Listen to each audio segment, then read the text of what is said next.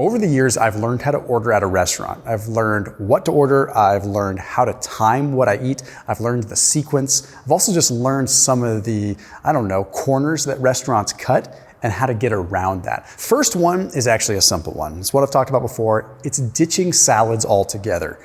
The thing is salads are complicated because on the surface, they look like they're healthy. They look like you're getting a bunch of different vitamins and minerals. But in reality, when you're adding those oils in, a lot of these salads, like salads at Cheesecake Factory and things like that, they can be well over 1,500 calories in a salad because you're looking at all the oil that's on them. So if you do go for a salad, realistically, you need to A, get the dressing on the sides that you can control it. B, you should really just opt for olive oil and vinegar. Or C, just eat it straight up dry. Or one of the things that I do is I get like a beet and cheese salad, like one of those salads that has like beets and goat cheese, because those taste so good and have a little bit of sweetness, you don't even need the dressing. So even though they seem sweeter and they seem like they might be worse for you, there's usually a fraction of the calories in something like that because you can get away without the dressing. The next one is I always order my meals with extra protein, but there's a caveat. I noticed something. You have to get that extra protein on the side. You don't have to, but here's what I've noticed. If I say I get a stir-fry bowl with some chicken and I say, hey, give me extra protein, please, and I pay for that extra protein, I usually notice that I'll get like 1 or 2 or 3 little extra pieces of chicken. But if I get a side of chicken and I have them bring it on the side, I usually get like 5 or 6 little strips of chicken. What I've noticed is that when you ask for extra chicken, they don't necessarily think about treating it as a side, and they just throw a couple extra little pieces on there. So I'm very particular about saying, hey, I want some extra chicken, but can you give it to me on the side?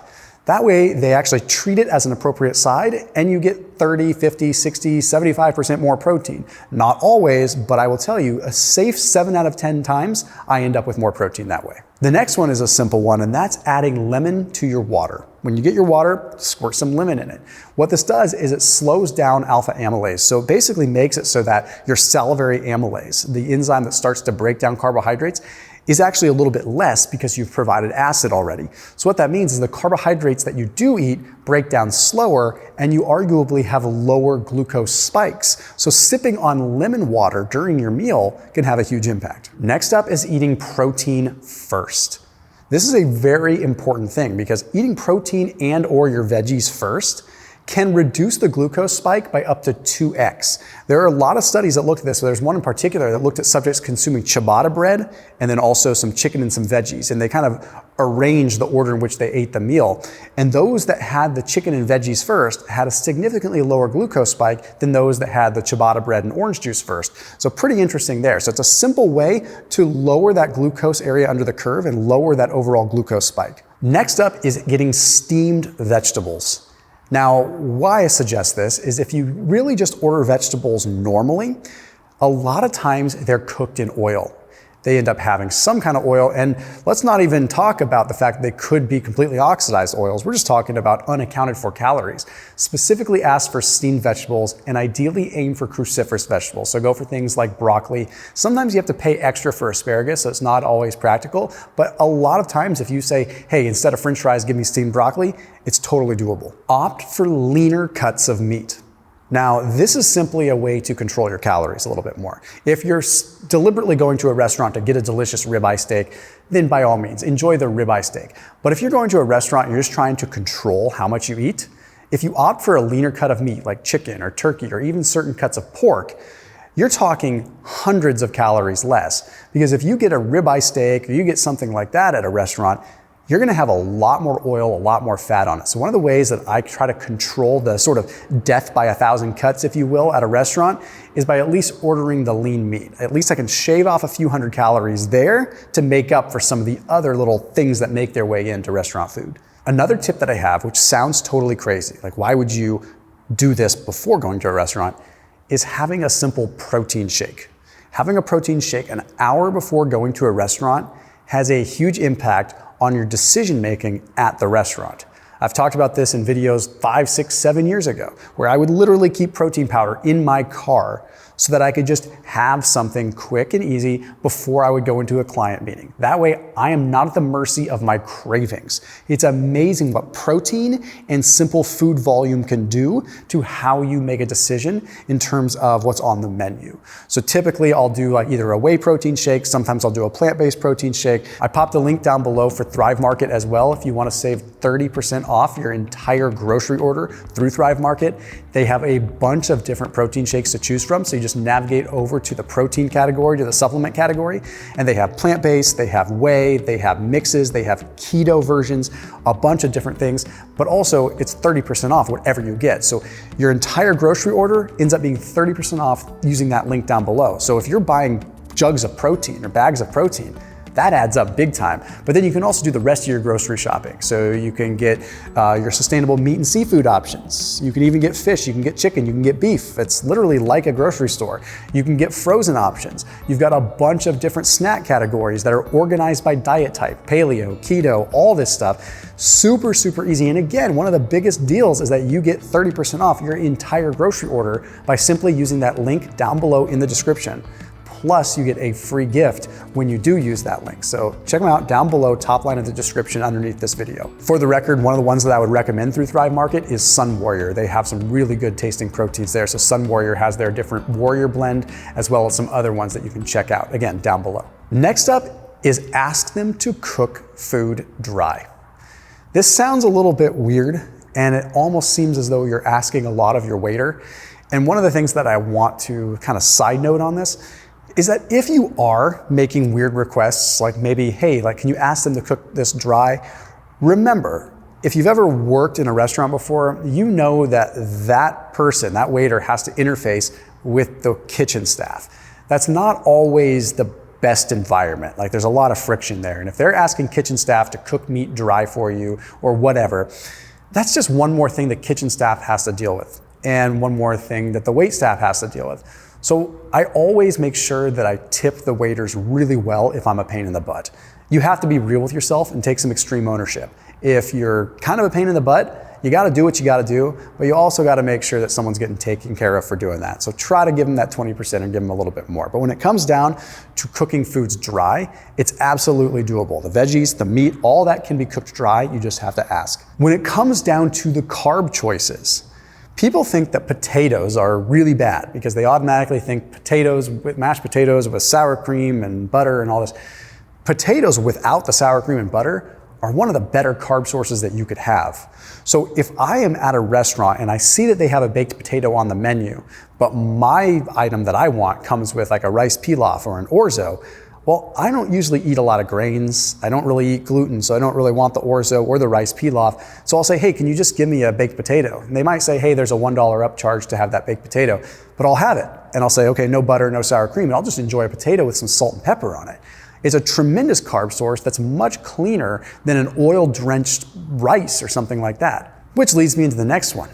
If you are a sushi fan, what you can do is actually ask them to make your sushi with steamed rice instead of sushi rice. I have never had a situation where they have not done that.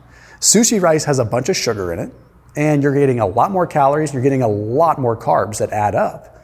If you ask them to make your sushi with steamed rice, they will do it. They usually have a big bin of steamed rice and a big bin of sushi rice. So then you're getting the steamed rice that doesn't have 10 grams of sugar added to it. You might find that it doesn't hold together as well as sushi rice, but it's really negligible. And depending on how much you eat, you could be saving yourself like multiple dozens of carbohydrates just by getting the sugar out of the equation. If you're getting eggs, get poached eggs. Not always an easy thing to do because eggs are delicious.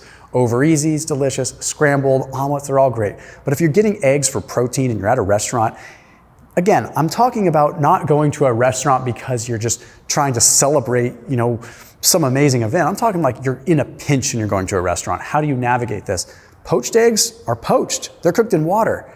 The only calories you're getting are the calories in the eggs. Even an over easy egg that's been cooked with oil or butter is probably going to have a safe like 50 to 100 additional calories in the oil that it's cooked in.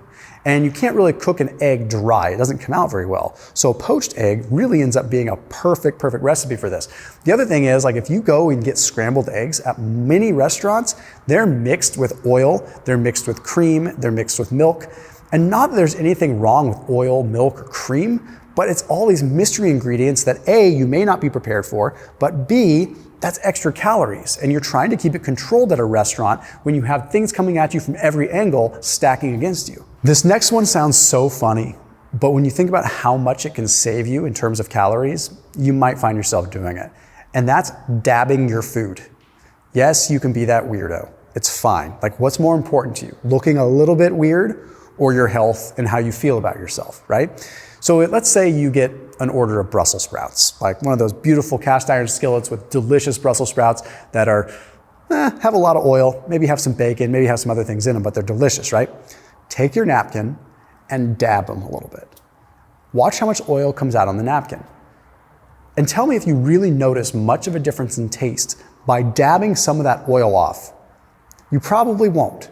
And the reality is that you're probably going to dab off 300, 400, 500 calories of oil off of those things. And you're probably going to notice a negligible change in the taste. So the bottom line is that the Brussels sprouts, the veggies, a lot of these things that are coated in oil, if you don't want to be a pain in the butt by asking them to cook a certain way, just be willing to take your napkin and dab some of it off. Now, you may be at a spot where you have a cloth napkin. Ask for some cocktail napkins. It's not a big deal. What's more important to you? Being bold and asking a question that might allow you to live the life you want to live, or not being bold and like feeling bad about what you ate. This final one is really important, and I really hope that you have been sticking with me because this one's good. It's based on theory, but a lot of the issues that people have with restaurant food is they say, oh, it's such a high omega-6 value, so much in the way of seed oil, so much this. We could go on and on about omega-6s, good, bad, inflammatory, not inflammatory, whatever. But one thing that we do know is that omega-6s and omega-3s compete for absorption. Okay, so there is a level of, like, if you have a lot of omega-6s, then omega-3s kind of take a back seat. If you have a lot of omega-3s, then omega-6s take a back seat. I tend to pop fish oil pills after I eat at restaurants, especially if I feel like I just got a bunch of oil. And the reason that I do that is to at least try to improve my ratio of omega-6 to omega-3. That's one thing we do see in the literature. Not that omega-6s are bad or terrible, but that our ratio of omega-6 to omega-3 does in fact matter. And if we are skyrocketing in our omega-6s and we're not getting omega-3s in, then we're gonna be really out of balance and have a pretty severe ratio there. So if you at least take in like 3 or 4 fish oil or krill oil or calamari oil or cod liver oil capsules, at least get your omega-3 levels up, you might even be able to get them to surpass the omega-6s. So that way when that competition occurs, you're in a better spot. It's a little bit of potential damage control, and I can't back it up with tons of literature like I usually do, but the theory makes sense. And at the end of the day, worst case, fish oil is good for you anyway. So as always, keep it locked in here on my channel. I'll see you tomorrow.